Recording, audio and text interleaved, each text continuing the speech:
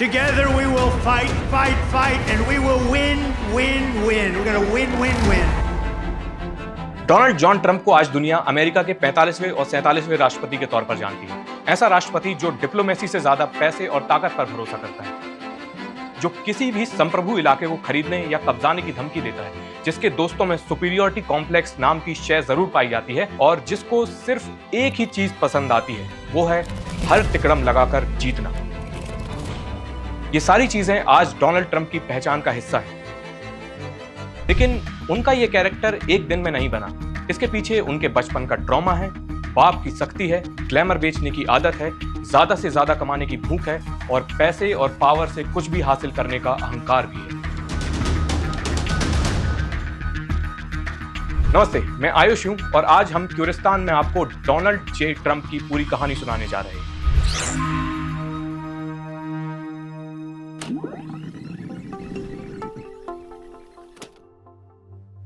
तारीख 20 जनवरी 2025। Donald Trump ने जैसे ही दूसरी बार राष्ट्रपति पद की शपथ ली, वो अवैध प्रवासियों को निकालने में जुट गए। ये उनका सिंगल पॉइंट एजेंडा बन गया। लेकिन क्या आपको पता है, ट्रंप के पुरखे भी दूसरे देश से अमेरिका आए थे। उनके दादा दादी और उनकी मां का जन्म यूरोप में हुआ। डोनाल्ड ट्रंप के दादा फ्रेडरिक ट्रंप 1885 में जर्मनी से न्यूयॉर्क पहुंचे थे। न्यूयॉर्क में उन्होंने सबसे पहले हजामत की दुकान खोली। उससे कुछ पैसे आए तो रियल एस्टेट में निवेश किया। फिर रेस्टोरेंट और माइनिंग में हाथ आजमाया। उसमें उनको ठीक ठाक सक्सेस मिली। पैसा कमाने के बाद वो वापस जर्मनी चले गए और वहां जाकर शादी कर ली। अपनी पत्नी एलिजाबेथ के साथ 1905 में वो दोबारा न्यूयॉर्क लौट आए। उसी साल उनके सबसे बड़े बेटे फ्रेडरिक क्राइस्ट ट्रंप का जन्म हुआ, जिन्हें फ्रेड सीनियर के नाम से जाना गया। फ्रेड जब 12 साल के थे तब उनके पिता की इन्फ्लुएंजा से मौत हो गई। ऐसे में परिवार की पूरी जिम्मेदारी 12 साल के फ्रेड के ऊपर आ गई। उस सिचुएशन में उनकी मां ने कमाल संभाली। उन्होंने फ्रेड को बिजनेस की सारी बारीकियां सिखाई। लेकिन फ्रेड शर्मीले स्वभाव के थे, उनको कम बोलना पसंद था। उन्होंने अपना सब कुछ अपने काम में झोंक दिया। कॉलेज की डिग्री से पहले फ्रेड ने ई ट्रंप एंड सन्स नाम से अपनी रियल एस्टेट कंपनी बना ली। इसके बाद उनका पूरा फोकस डील्स और कॉन्ट्रैक्ट्स जीतने पर शिफ्ट हो गया और इस चक्कर में उन्होंने अपने इमोशंस को दरकिनार करना शुरू कर दिया। डोनाल्ड ट्रंप पर उनके पिता का काफी असर पड़ा, लेकिन मां की गैर मौजूदगी भी कम निर्णायक नहीं थी। उनकी मां मैरी एन मैकलॉड का जीवन उतार चढ़ावों से भरा था। मैरी 1912 में स्कॉटलैंड के एक द्वीप पर पैदा हुई। उनके पिता खेती और मछली पालन से गुजारा करते थे, लेकिन ये पूरी परिवार के लिए काफी नहीं था। 1930 में मैरी ने अमेरिका जाने का फैसला किया। वहां उनको कार्नेगी फैमिली में मेड की नौकरी मिली।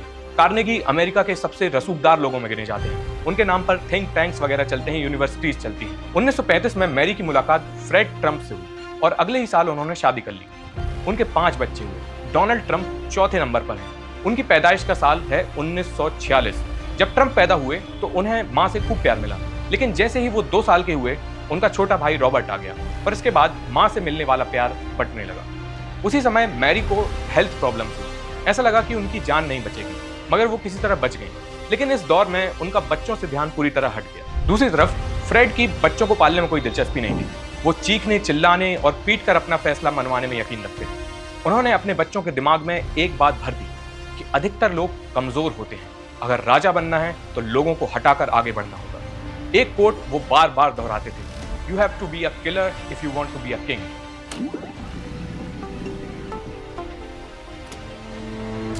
डोनाल्ड ट्रंप और उनके भाई बहनों का पूरा बचपन ट्रॉमा में बीता।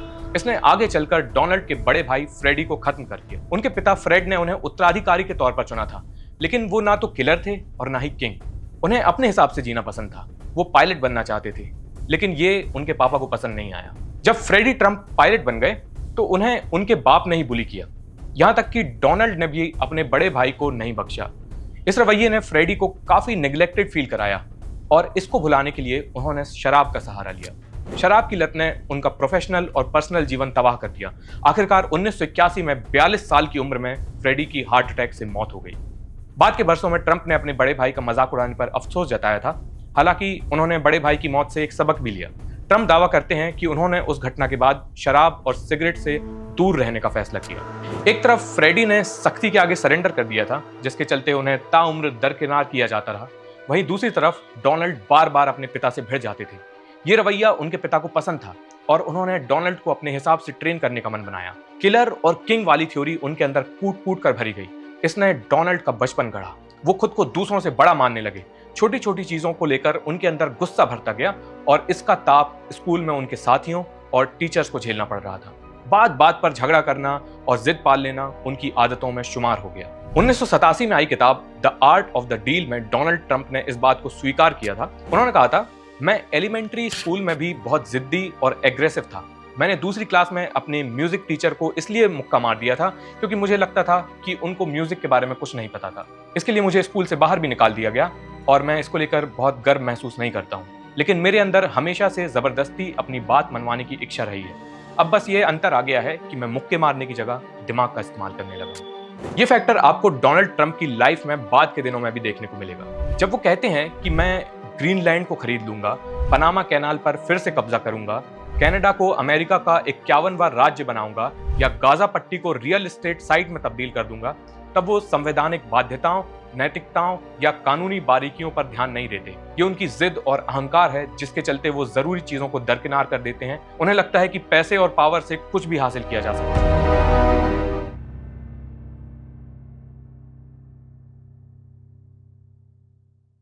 बचपन में डोनाल्ड ट्रंप की खूब सुताई भी होती थी। घर में जेल जैसी सख्ती चल रही थी, लेकिन डोनाल्ड इसके लिए तैयार नहीं थे। वो बाकी भाई बहनों की तरह चुपचाप रहने की बजाय विद्रोह कर देते थे। घर से बाहर उनका मन उद्दंडता में ज्यादा लगने लगा था। एक दफा उनको किसी फिल्म में चाकूबाजी पसंद आ गई। उन्होंने चाकू इकट्ठा करना शुरू कर दिया। आते जाते रास्ते पर किसी को भी चाकू दिखाकर धमकाने लगते थे और इसकी खबर उनके पिता को लग गई। वो पहले ही अपने बेटे की हरकतों से परेशान चल रहे थे। उनको लगा कि ये लड़का हाथ से निकल जाएगा, सो उन्होंने डोनाल्ड का दाखिला न्यूयॉर्क मिलिट्री एकेडमी में करा दिया। डोनाल्ड ने इसका विरोध किया, लेकिन पापा ने कह दिया था तो उनके पास कोई दूसरा ऑप्शन भी नहीं था। मिलिट्री स्कूल में बिताए साल डोनाल्ड के लिए निर्णायक साबित हुए। मिलिट्री स्कूल का अपना रूटीन था, अपने नियम कायदे थे। तय समय पर जागना होता था, खाना खाने का तरीका भी फिक्स था और सीनियर्स की रिस्पेक्ट कंपलसरी थी। हर सवाल का जवाब यस सर या नो सर में देना होता था। अपना बिस्तर खुद बनाना पड़ता था और जूते भी खुद ही पॉलिश करने होते थे। कहीं गड़बड़ हुई तो सजा मिलती थी। गालियों से लेकर लात भूसे तक पड़ते थे। ज्यादातर बच्चों को ये सारा टेंट्रम पसंद नहीं आता था। वो जल्द से जल्द निकलने की फिराक में रहते थे, लेकिन डोनाल्ड इसमें रम चुके थे। यहाँ उनको अपने पापा की सीख बहुत काम आई। जीतने के लिए जो भी करना पड़े करो।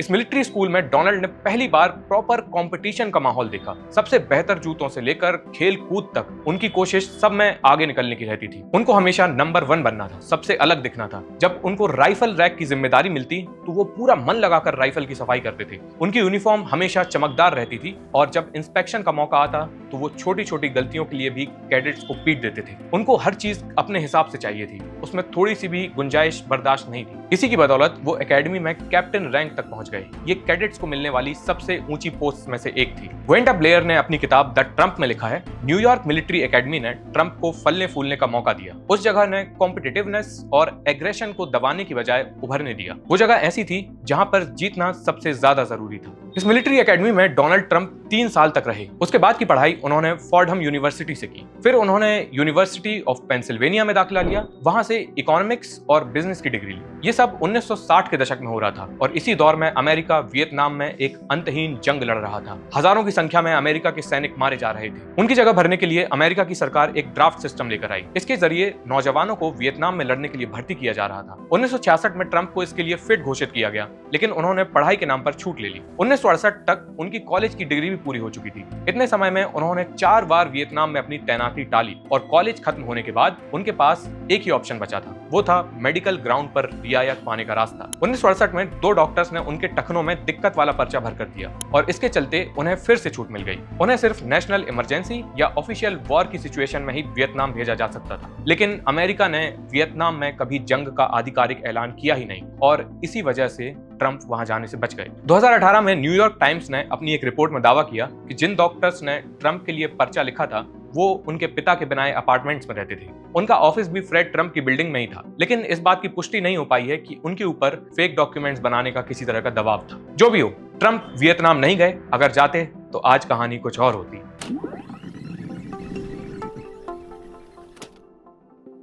डोनाल्ड ट्रंप वियतनाम वॉर से बचे तो पापा के बिजनेस में अटक गए। डोनाल्ड के बड़े भाई फैमिली बिजनेस से कटे कटे रहने लगे थे।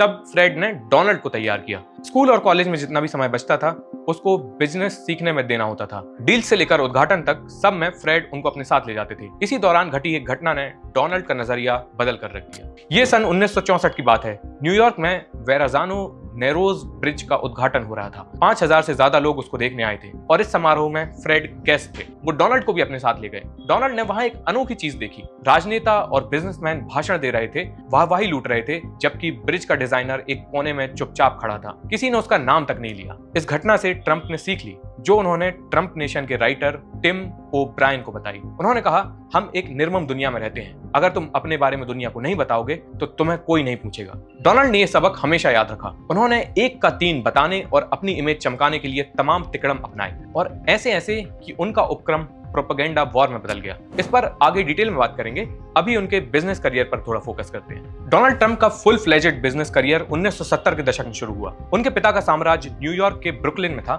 लेकिन डोनाल्ड ट्रंप उनसे अलग और उनसे आगे दिखना चाहते थे, इसलिए उन्होंने मैनहट्टन पर फोकस किया। 1970 के दशक में मैनहट्टन चोरी, डकैती, ड्रग्स और क्रिमिनल गैंग्स का अड्डा हुआ करता था। आम लोग वहां जाने से भी कतराते थे। इसके चलते होटल और दूसरे बिजनेस ठप हो रहे थे। कोई कौड़ियों के भाव भी जमीन लेने को तैयार नहीं था। डोनाल्ड को इसमें मौका दिखा। उन्होंने मैनहट्टन में रहने का फैसला किया और वो अपने काम की प्रॉपर्टीज तलाशने लग गए। डोनाल्ड ट्रंप को पहली बड़ी डील कोमोडोर होटल में मिली। 2000 कमरों वाला ये होटल एक दिग्गज उद्योगपति के नाम था, कॉर्नेलियस वंडरबिल्ट। एक समय में ये होटल मैनहट्टन की शान हुआ करता था, लेकिन गुर्बत के दिनों में ये ढांचा बनकर रह गया था। इस होटल के कमरों में चूहों ने घर बना लिया था, प्लास्टर उखड़ रहे थे और होटल को चलाने भर में हर साल लाखों डॉलर्स का नुकसान हो रहा था। इसलिए ट्रंप को ये डील सस्ते में मिल रही थी, लेकिन उनके पापा इसके खिलाफ थे। उन्होंने कहा कि ये पूरी तरह से पैसा लुटाने की निंजा टेक्निक है। उन्होंने सीधे सीधे मना कर दिया, लेकिन डोनाल्ड भी अड़ गए।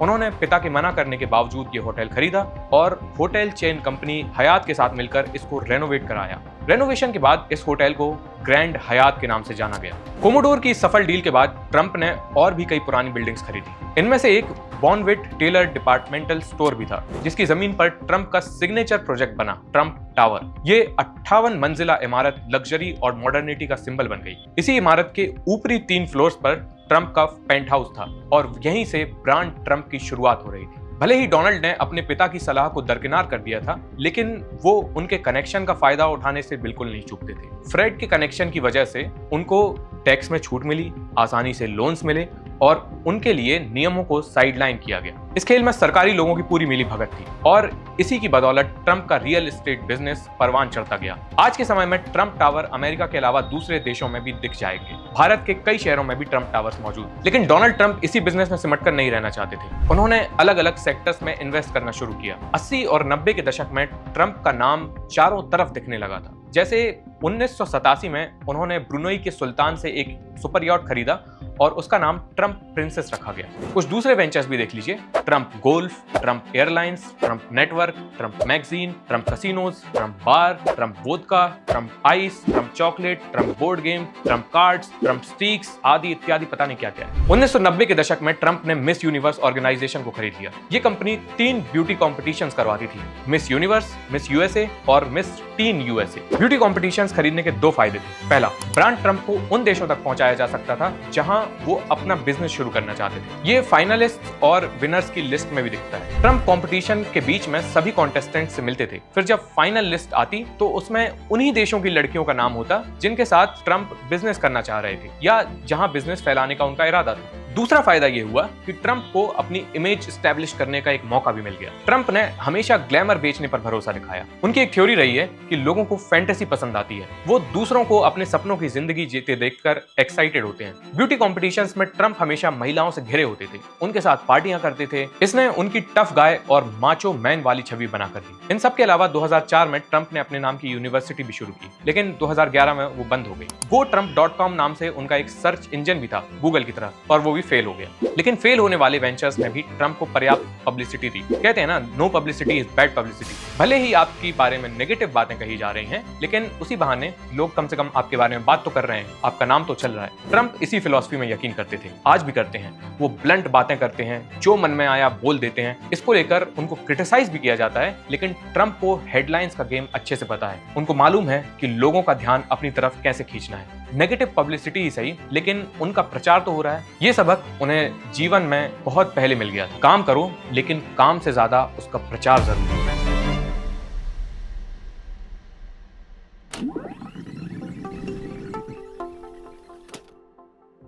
समाज में इंसान की सक्सेस दो चीजों से तय होती है, पैसा और पावर। इसको बोलचाल की भाषा में विटामिन पी कहते हैं। इसमें जब तीसरे पी यानी पब्लिसिटी का छौंका लगता है तब सक्सेस का दायरा कई गुना ज्यादा बढ़ जाता है। कई दफा तो पब्लिसिटी ही पैसे और पावर को बचा कर रखती है। ट्रंप को यह गणित अच्छे से पता था। उनके पास अच्छा खासा पैसा था, पॉलिटिकल सर्कल में लोग उनको जानने लगे थे, लेकिन उनकी शोहरत न्यूयॉर्क तक सीमित थी। ट्रंप का सपना नेशनल और इंटरनेशनल लेवल पर छाने का था। वहां पर उनकी सेल्समैन वाली छवि काम आई। एक कहानी 1988 की है। सोवियत संघ के सुप्रीम लीडर मिखाइल गोर्बाचोव का अमेरिका दौरा तय हुआ। उनके दौरे से हफ्ते भर पहले अखबारों और न्यूज चैनल्स ने खबर छापी कि वो ट्रंप टावर देखना चाहते हैं। इसका खूब प्रचार हुआ। ट्रंप को अच्छी खासी लाइमलाइट मिली और उनको विजनरी बिजनेसमैन के तौर पर बताया गया, लेकिन अंत में ये खबर अफवाह साबित हुई। दरअसल गोर्बाचोव के शेड्यूल में ट्रंप टावर कभी था ही नहीं। उसी दौर में ट्रंप ने कई स्टोरीज प्लान करवाई। वो नाम बदलकर अखबारों के दफ्तर में फोन किया करते थे, उनसे इंटरनल सोर्स बनकर बातें किया करते थे, फिर अपनी मनचाही खबरें छपवाते थे। एक कहानी सुनिए। जोनाथन ग्रीनबर्ग फोर्ब्स के लिए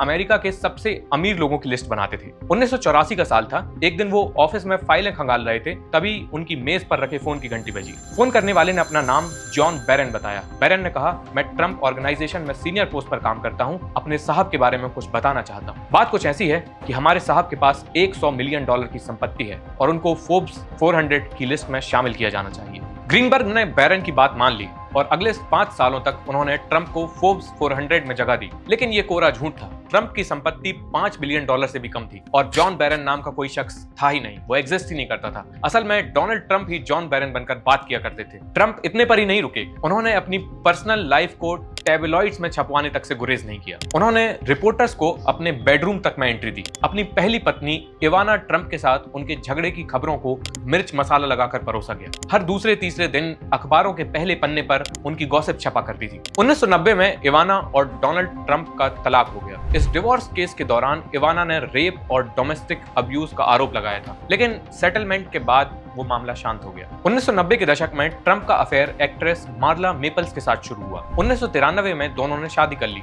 लेकिन ये शादी बहुत दिनों तक नहीं चली। 1997 में वो अलग अलग रहने लगे और 2 बरस बाद उनका तलाक हो गया। जब तक उनकी ये रिलेशनशिप चली, उन्होंने टैबलॉइड्स को हॉट गॉसिप की कमी नहीं होने दी, लेकिन ट्रंप को वही खबरें पसंद थी जो उनके एजेंडे पर खरी उतरती हूँ। न्यूयॉर्क में टैबलॉइड्स को मैनिपुलेट करना उनके लिए आसान था, लेकिन जब वो मेन स्ट्रीम पॉलिटिक्स में आए, फिर खबरें प्लांट करना मुश्किल हो गया। कई लोग मानते हैं कि इसी फ्रस्ट्रेशन के चलते उन्होंने क्रिटिक्स को खारिज करना शुरू कर दिया। वो पत्रकारों को दुश्मन बताने लगे, न्यूट्रल मीडिया को फेक न्यूज पेडलर्स और अमेरिका का दुश्मन घोषित करने लगे और इसका पहला चैप्टर 1980 के दशक में ही खुल चुका था। डोनाल्ड ट्रंप अमीर परिवार से थे। उनके पास 23 कमरों का मकान था, प्राइवेट गाड़ियां थी, वो हर रोज डिनर के लिए बाहर जा सकते थे और ये सारी कमाई उनके पिता फ्रेड ट्रंप की थी। डोनाल्ड ने अपना बिजनेस भी उन्हीं के पैसे और कनेक्शन से खड़ा किया था, लेकिन वो ये बात दुनिया से छिपा कर रखना चाहते थे। वो एक ऐसे शख्स के तौर पर खुद को दिखाना चाहते थे जिसने अपने दम पर सब कुछ हासिल किया और जो इस ग्लैमर का असली हकदार है। ये इमेज मिडिल क्लास को अट्रैक्ट करने के लिए बनाई जा रही थी और ट्रंप ने इसका अच्छे से इस्तेमाल किया, इसको अच्छे से बेचा। टैबलॉइड्स ने उनके प्लान को आगे बढ़ाने में पूरा साथ दिया, लेकिन घड़ा सबका भरता है और भरने के बाद फूटता भी है। यही ट्रंप के साथ भी हुआ।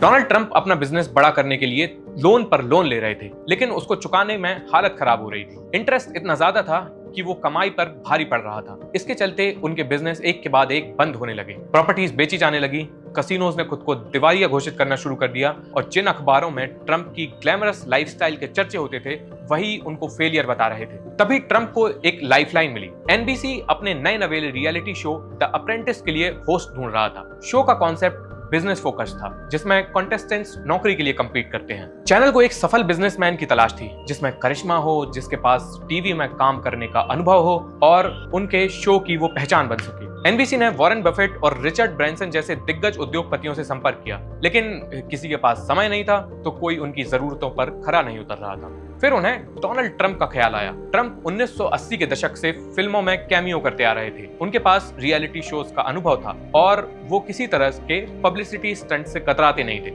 ये चैनल के लिए बिल्कुल मुफीद था। बस एक प्रॉब्लम थी, ट्रंप सक्सेसफुल नहीं थे।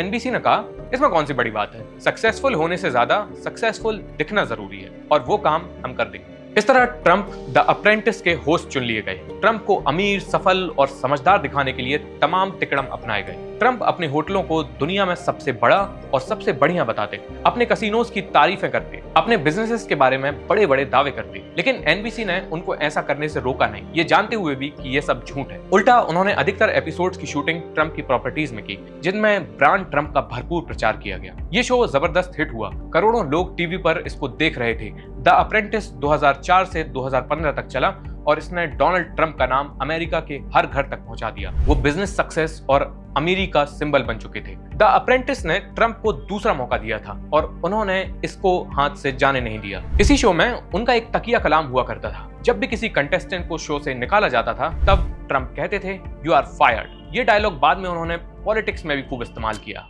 Kamala, you're fired. Get out. You're fired.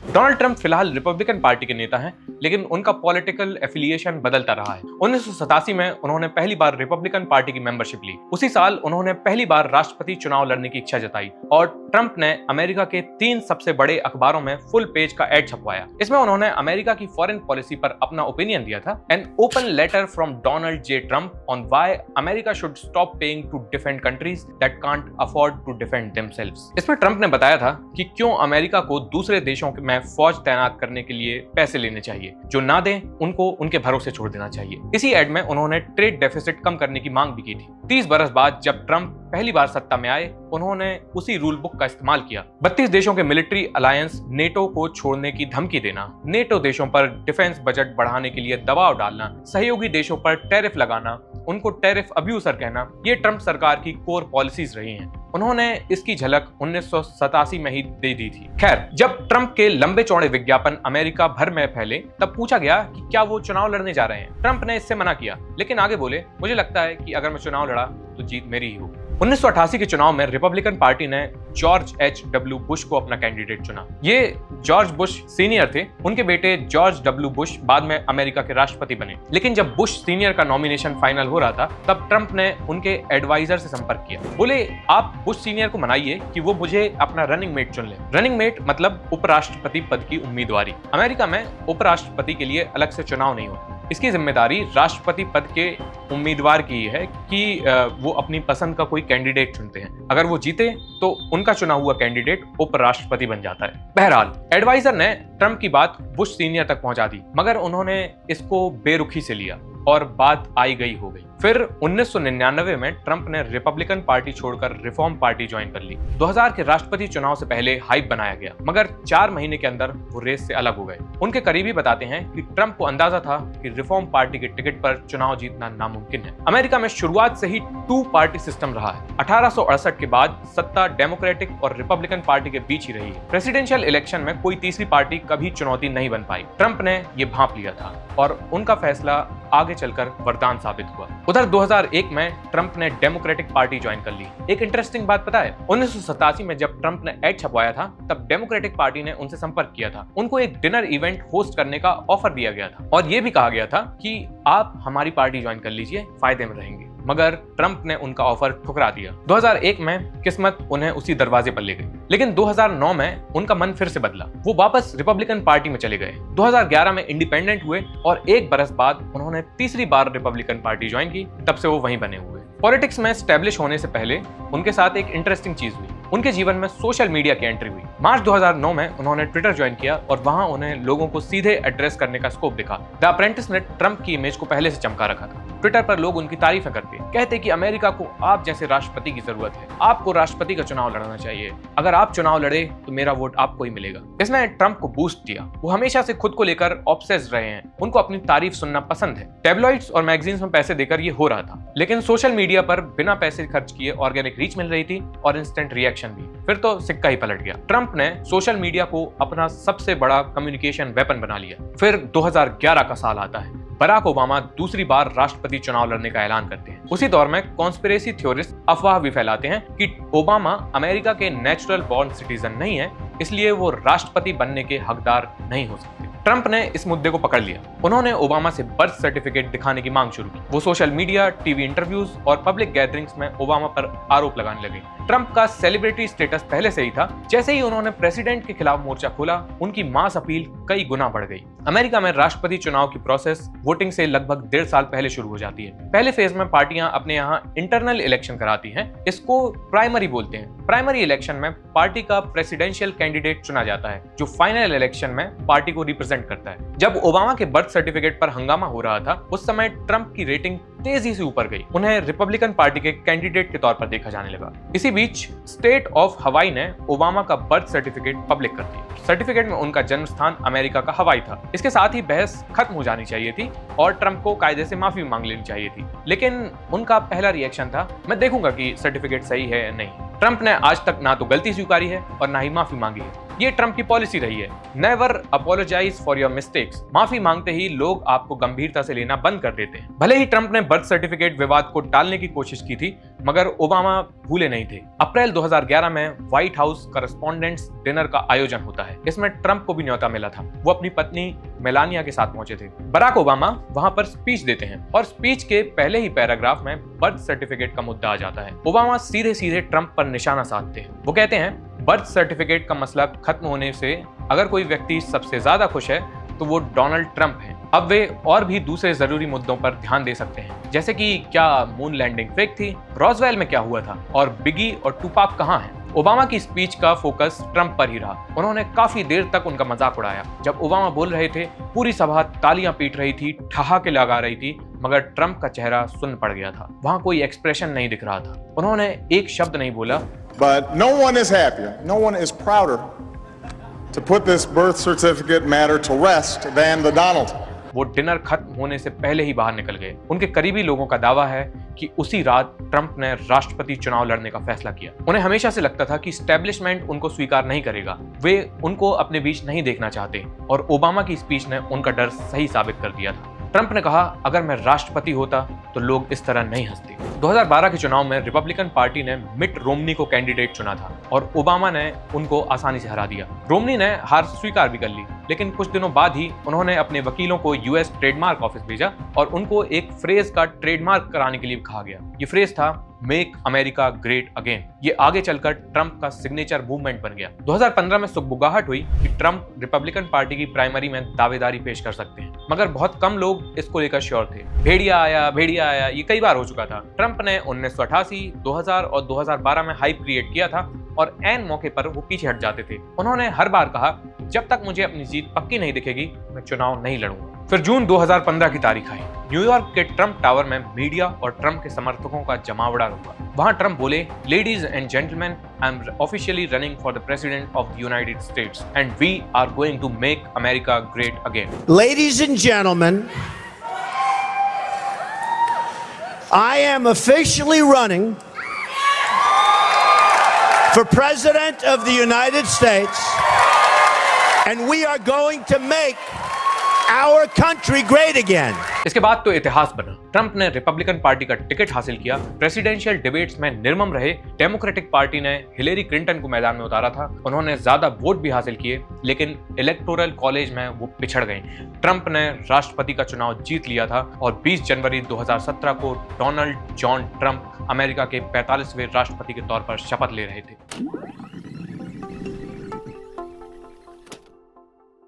Donald Trump का व्हाइट हाउस पहुंचने का ख्वाब पूरा हो चुका था, मगर आगे की राह बहुत मुश्किल थी। वो पहले ऐसे राष्ट्रपति थे जिनके पास सरकार का या मिलिट्री में काम करने का कोई अनुभव नहीं था। ट्रंप कभी मेयर, गवर्नर या सांसद तक नहीं रहे थे, इसलिए एस्टेब्लिशमेंट में उनको बाहरी शख्स समझा गया। ये धारणा विपक्षी डेमोक्रेटिक पार्टी के साथ उनकी अपनी रिपब्लिकन पार्टी के अंदर भी थी। लेकिन ट्रंप किसी समझौते के लिए तैयार नहीं थे। उन्होंने अपनी कंपनी की तरह सरकार चलाने की कोशिश की, लेकिन इसका नतीजा उनके पक्ष में नहीं रहा। उनकी अप्रूवल रेटिंग गिरने लगी, उनके करीबी उनसे दूर होने लगे। 65% से ज्यादा एडवाइजर्स 2 साल से कम वक्त में नौकरी छोड़कर चले गए। चुनावी वादों को पूरा करने में वो नाकाम रहे। इसकी बजाय उनका फोकस कॉन्स्पिरेसी थ्योरीज फैलाने पर रहा। फिर 2020 की शुरुआत में कोरोना महामारी फैली। ट्रंप ने इसको महामारी मानने से ही मना कर दिया, जबकि सबसे ज्यादा लोग अमेरिका में मर रहे थे। ट्रंप कोविड प्रोटोकॉल्स को धता बताते रहे। खुद कोविड पॉजिटिव होने के बाद भी इसकी गंभीरता नहीं समझी। 2020 के चुनाव से हफ्ते भर पहले उन्होंने ट्वीट किया, fake news media Covid Covid Covid चिल्ला रही है, ऐसी कोई भी चीज नहीं है। राष्ट्रपति चुनाव से पहले अमेरिका में कोरोना ने 2 लाख से ज्यादा लोगों की जान ले ली थी। लाखों लोगों के बिजनेस ठप हो गए थे, लाखों नौकरियां खतरे में थी, लेकिन ट्रंप इससे बेपरवाह थे। इन सब के बावजूद एक बड़ा धड़ा उनके साथ था, लेकिन आम लोगों ने इसे स्वीकार नहीं किया। 2020 के चुनाव में ट्रंप को 2016 के मुकाबले ज्यादा वोट्स मिले, मगर जो बाइडन उनसे 20 साबित हुए। जो बाइडन ने राष्ट्रपति चुनाव जीत लिया, लेकिन कहानी यहाँ खत्म नहीं हुई। ट्रंप ने नतीजा नहीं माना। उन्होंने चुनाव में धांधली और वोटर फ्रॉड जैसे आरोप लगाए। जिस दिन संसद में बाइडन की जीत पर मुहर लग रही थी, अपने समर्थकों को उन्होंने भड़काया। इसके बाद कैपिटल हिल दंगा हुआ, जिसमें कई लोग मारे भी गए। फिर जब बाइडन का शपथ ग्रहण हुआ, उसमें जाने से ट्रंप ने मना कर दिया। 150 सालों में पहली बार ऐसा हो रहा था कि किसी आने वाले राष्ट्रपति के शपथ ग्रहण में कोई जाने वाला राष्ट्रपति हिस्सा नहीं ले रहा था। इन दी एंड डोनाल्ड ट्रंप लहर पर सवार होकर सत्ता में आए थे। जाते जाते उनको 2 बार महाभियोग का सामना करना पड़ा था। उनके नाम पर संसद में दंगा कराने का आरोप लगा था और फेक न्यूज फैलाने में उनका कोई सानी नहीं था। सोशल मीडिया प्लेटफॉर्म्स पर उनको बैन कर दिया गया था। कोरोना से निपटने में वो बुरी तरह नाकाम रहे थे। उनके करीबियों ने उनसे मुंह फेर लिया था। रिपब्लिकन पार्टी के अंदर उनका सपोर्ट ढह चुका था। ऐसा लगा कि ट्रंप का पॉलिटिकल करियर बर्मुडा ट्रायंगल में डूब चुका है। उसको वापस निकालना नामुमकिन हो, मगर ट्रंप में जान बाकी थी। वो मकबरा नहीं हुए थे।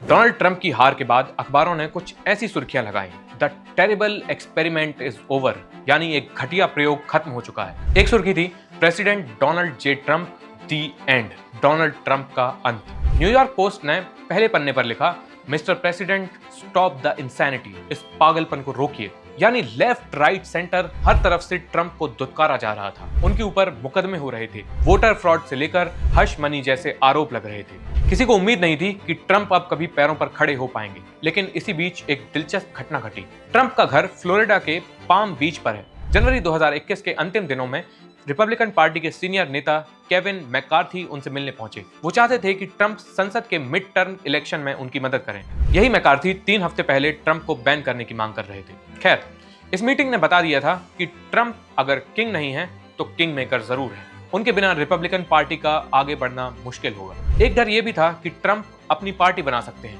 ट्रंप ने इस डर का बखूबी फायदा उठाया। कुर्सी से उतरने के कुछ समय बाद ही उन्होंने पब्लिक रैलियां शुरू कर दी। अपने कोर वोटर्स से मिलने जाने लगे। उनको एहसास दिलाया कि वही 2024 में डेमोक्रेट्स को हरा सकते हैं। बाकी की जो कसर थी वो जो बाइडन की गलतियों ने पूरी कर दी। अगस्त 2021 में तालिबान ने अफगानिस्तान पर कब्जा कर लिया। अमेरिका को अराजकता वाली स्थिति में छोड़कर बाहर निकलना पड़ा। अंतिम दिनों में काबुल एयरपोर्ट पर बम धमाका हुआ, जिसमें 13 अमेरिकी सैनिक मारे गए। इसके चलते बाइडन की क्षमता पर सवाल खड़े हुए। इसके अलावा महंगाई और बेरोजगारी जैसे मुद्दों ने भी परेशान कर रखा था। फिर वो दौर शुरू होता है जब बाइडन की याददाश्त खोने लगती है। वो कमजोर दिखते हैं, मंच पर लड़खड़ा कर गिर जाते हैं, बोलते बोलते नाम भूल जाते हैं और इन वजहों से बाइडन की अप्रूवल रेटिंग गिरने लगती है। ट्रंप ने इसको अच्छे से बुनाया। उन्होंने कहना शुरू कर दिया कि बाइडन अक्षम है, उनके हाथ में अमेरिका बर्बाद हो जाएगा, अमेरिका को फिर से महान बनाने की जरूरत है। कोर्ट केसेस पर वो बोलते, मुझे जानबूझकर फंसाया जा रहा है, मैंने कुछ भी गलत नहीं किया। ये सारी कवायद खुद को ट्रेंड में रखने के लिए हो रही थी। आखिरकार नवंबर 2022 में उन्होंने तीसरा चुनाव लड़ने की घोषणा कर दी। उन्होंने रिपब्लिकन पार्टी के प्राइमरी इलेक्शन के लिए अपना नाम दर्ज करवा दिया। वहां उनका मुकाबला रॉन डिसेंटिस, विवेक रामास्वामी, जेडी वांस और निक्की हेली जैसे लोगों से था, जो ट्रंप की तुलना में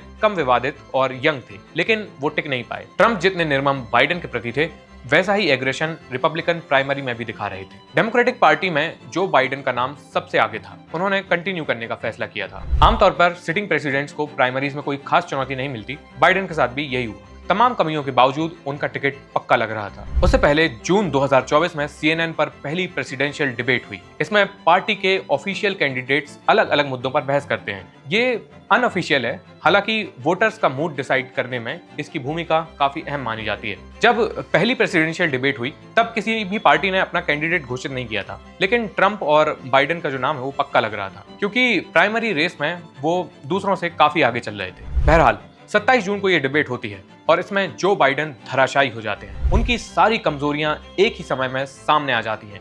ये डिबेट बाइडन के लिए डिजास्टर साबित हुई। इसके बाद उन पर रेस से हटने के लिए दबाव बढ़ने लगा। डेमोक्रेटिक पार्टी के अंदर बाइडन को हटाने की मांग होने लगी। डिबेट के 2 हफ्ते बाद एक और घटना घटती है। 13 जुलाई को ट्रंप पेंसिल्वेनिया में ट्रंप रैली करने जाते हैं। भाषण के वक्त उनके ऊपर गोली चलती है। गोली कान को छूकर निकल जाती है और ट्रंप मुट्ठी भींच कर कहते हैं, फाइट। ये तस्वीर ऐतिहासिक बन गई। इसने ट्रंप के लिए सहानुभूति के साथ साथ मॉरल सपोर्ट भी दिया। फिर 21 जुलाई की तारीख आई। जो बाइडेन ने प्रेसिडेंशियल रेस से अपना नाम वापस ले लिया। उन्होंने कमला हैरिस को समर्थन दिया। कमला बाद में डेमोक्रेटिक पार्टी की कैंडिडेट बनी, लेकिन वो कोई बड़ा चैलेंज सामने नहीं रख पाई और अंत में ट्रंप ने एक तरफा राष्ट्रपति चुनाव जीत लिया। 20 जनवरी 2025 को उन्होंने अमेरिका के 47वें राष्ट्रपति के तौर पर शपथ ली। ये ट्रंप 2.0 का आरंभ था। I, Donald John Trump, do solemnly swear that I will faithfully execute the office of President of the United States.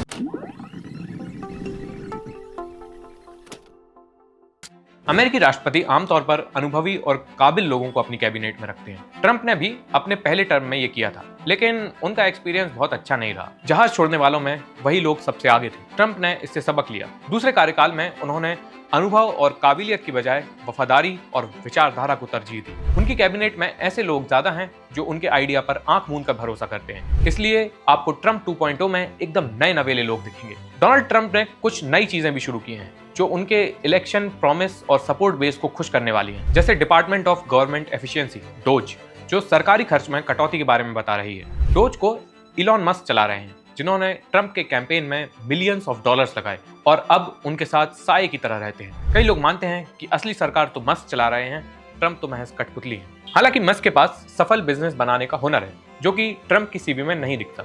वो दावा जरूर करते हैं। ट्रंप और मस्क दोनों ने प्राइवेट कंपनियां चलाई हैं और उसी बेसिस पर लोगों का सपोर्ट हासिल किया है। वे उसी तरह सरकार भी चलाना चाहते हैं। उनका जोर सरकार को प्रॉफिटेबल बनाने पर है। ट्रंप इसमें भरोसा करते हैं, इसलिए उन्होंने मस्क को खुली छूट दे रखी है। दूसरा फैक्टर अवैध प्रवासियों का है। पहले टर्म में ट्रंप मैक्सिको बॉर्डर पर दीवार पूरी नहीं कर पाए थे। उन्हें संसद से बजट पास कराने में काफी मुश्किल आई थी। इसको लेकर उनकी काफी आलोचना भी हुई थी, लेकिन इस बार ट्रंप ने सीधे नेशनल इमरजेंसी और डिपोर्टेशन शुरू कर दिया है। तीसरा फैक्टर है टैरिफ वॉर। अगर आपको 1987 वाला एड याद है, ट्रंप तभी से बोल रहे हैं कि अमेरिका को दूसरे देशों के लिए पैसा खर्च नहीं करना चाहिए, ट्रेड डेफिसिट कम करने पर जोर देना चाहिए। हमारे सहयोगी देश इसका गलत फायदा उठा रहे हैं। अगर इसके बदले कुछ नहीं मिल रहा है तो हमें ये बंद कर देना चाहिए। ट्रंप ने दूसरे टर्म में इसकी शुरुआत कर दी है। सबसे पहला टैरिफ उन्होंने चीन के अलावा मैक्सिको और कनाडा पर लगाया है। सिर्फ मैक्सिको और कनाडा ही हैं जिनके साथ अमेरिका की सीमा लगती है। दोनों अमेरिका के सबसे बड़े ट्रेड पार्टनर्स हैं।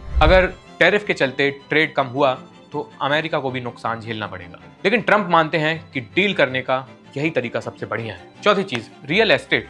डोनाल्ड ट्रंप ने कनाडा को अमेरिका का 51वां राज्य बनाने का प्रस्ताव दिया है। ग्रीनलैंड और पनामा कैनाल पर सेना उतारने की धमकी दी है और गाजा पट्टी से फिलिस्तीनी लोगों को निकालकर बड़ी बड़ी इमारतें बनाने की बात कर रहे हैं, ये जानते हुए भी कि ये इलाके किसी सॉवरेन कंट्री का हिस्सा है। ट्रंप ने अपने पूरे जीवन में पैसे और पावर से चीजें हासिल की हैं। उन्हें लगता है कि इन इलाकों को रियल एस्टेट प्रॉपर्टी की तरह आसानी से खरीदा और बेचा जा सकता है। ये तो हुई डोनाल्ड ट्रंप की जीवन गाथा। 4 पॉइंट्स में इसको समराइज करते हैं और बताते हैं कि डोनाल्ड ट्रंप ऐसे क्यों हैं। पहला पॉइंट, जीतना सबसे ज्यादा जरूरी चीज है। उनको बचपन में इमोशनल सपोर्ट नहीं मिला। माँ बीमारी की वजह से कटी कटी रही और पापा बिजनेस से आगे सोच नहीं पाते थे। उन्हें ये बात घुट्टी की तरह पिलाई गई है कि जीतने के लिए कुछ भी करना हो करो। अगर तुम्हें जीतना है तो किसी ना किसी को हराना होगा। वहां इमोशंस काम नहीं आएंगे। दूसरा पॉइंट, लोग जो देखना चाहते हैं वही दिखाओ। ट्रंप ने हमेशा ग्लैमर बेचने पर ध्यान दिया। अंदर से चीजें कितनी भी खराब क्यों ना हो, उसको उन्होंने बढ़ा चढ़ा कर पेश किया। मोरालिटी की बजाय उन्होंने मास अपील को पकड़ा। उन्होंने वो सपना दिखाया जो आम लोग जीना चाहते हैं। तीसरा पॉइंट, काम करने से ज्यादा काम का प्रचार करो। ट्रंप कहते हैं कि अगर तुम अपने बारे में लोगों को नहीं बताओगे, कोई दूसरा तुम्हारे लिए ये काम नहीं करेगा, और अगर तुमने अपने बारे में नहीं बताया तो लोग तुम्हें आसानी से भूल जाएंगे। ट्रंप की लाइफ हिस्ट्री देखेंगे तो आपको ये चीज समझ में आएगी। उन्होंने अपने आप को कभी भी लाइमलाइट से बाहर नहीं जाने दिया, भले ही इसके लिए पर्सनल लाइफ को ही पब्लिक क्यों ना करना पड़े। चौथा point, I am the king. Donald Trump के लिए खुद से ज्यादा इंपॉर्टेंट कोई दूसरा कभी नहीं रहा। उन्होंने हमेशा पर्सनल ग्रोथ को सबसे ऊपर रखा। Me and me, nothing else. इसलिए आप देखेंगे कि उनके आसपास के लोग लगातार बदलते रहते हैं। सिर्फ एक व्यक्ति कांस्टेंट रहता है, वो है डोनाल्ड ट्रंप। इस वीडियो में फिलहाल इतना ही। आपको डोनाल्ड ट्रंप की ये कहानी कैसी लगी? आप इंटरनेशनल अफेयर्स पर और किन विषयों पर वीडियो देखना चाहेंगे, हमें कमेंट में बताइए। अच्छी बुरी सारी बातें बताइए, हमें फीडबैक की बहुत ज़रूरत है। अगर इस वीडियो में लेकिन आपको कुछ भी काम की जानकारी मिली है, कुछ भी वैल्यू मिली है, कुछ भी सीखने को मिला है, तो क्यूरिस्तान को, हमारे नए चैनल को लाइक शेयर सब्सक्राइब जरूर करिए। इसकी बहुत ज़रूरत रहती है और आपका प्यार हमें अच्छा काम करने का भरोसा और ताकत देता है। इसे अंत तक देखने के लिए आपका बहुत बहुत शुक्रिया।